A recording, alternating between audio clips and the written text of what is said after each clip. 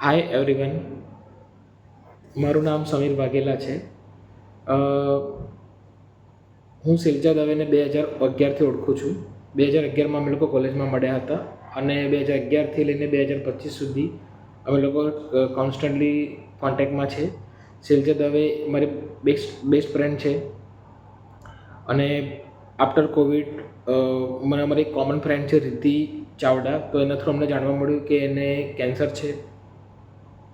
સો honestly કહું તો જે ટાઈમે મને એ વસ્તુ જાણવા મળી કે એને કેન્સર છે, હું નાઇટ શિફ્ટમાં જોબ કરતો હતો, પણ સ્ટીલ એ દિવસે મારું કામમાં મન જ નહોતું લાગી રહ્યું, કારણ કે મારા દિમાગમાં કોન્સ્ટન્ટલી એક જ વસ્તુ આવતી હતી કે એની 2 ડોટર છે, એમના હસબન્ડ જે છે એ આઉટ ઓફ સિટીની જોબ કરી રહ્યા છે, કેવી રીતે મેનેજ કરશે અને આટલી નાની એજમાં કેન્સર જેવી ખતરનાક ભયંકર બીમારી એની સામે લડવું.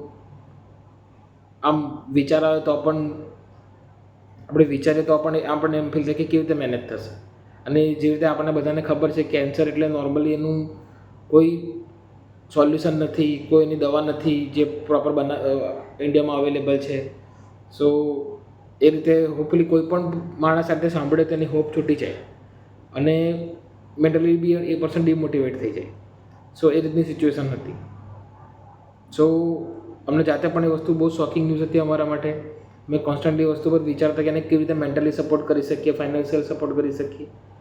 સો પર્ટિક્યુલર એના પછી અમે લોકોએ કોન્સ્ટન્ટ 1-2 વાર એની સાથે મિટિંગ કરી, વાત કરી, એની સાથે પર્સનલી એના ઘરે ગયા, મળ્યા એમને.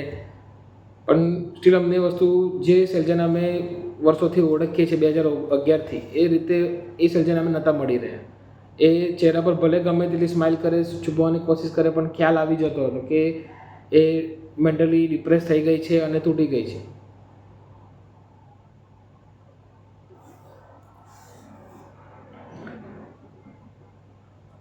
સો આ રીતની સિચ્યુએશન હતી જે અમે લોકોએ એની સાથે ફેસ કરી હતી.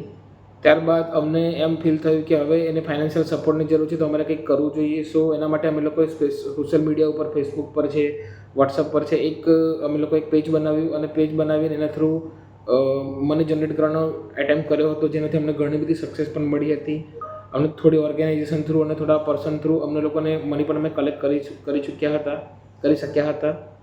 સો આ રીતે અમે લોકો એક એટેમ્પ કર્યો હતો જેમાં એને થોડો ફાઇનાન્શિયલ સપોર્ટ મળી શકે. એ સિવાય ફોર મોરલ સપોર્ટ અમે કોન્સ્ટન્ટલી ટચમાં હતા, સો દેટ એને થોડું મોટિવેશન મળતું રહે. બટ એના પછીની જે જર્ની છે, જે તમે ઓલરેડી એને જે પોસ્ટ બનાવેલી છે કેન્સર સર્વાઈવર શૈલજા, સો એમાં તમે જાણી ચૂક્યા છો કે એને કેવી રીતે એની સામે ફાઇટ કરી છે કેન્સર સામે.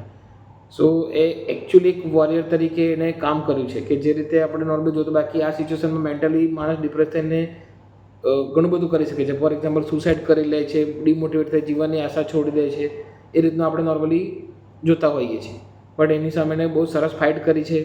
બધા જ એટેમ્પ ટ્રાય કર્યા છે, નેચરલ થેરાપીથી લઈને ઘણું બધું એને ટ્રાય કર્યું છે અને અત્યારે કેન્સરમાંથી બહાર છે.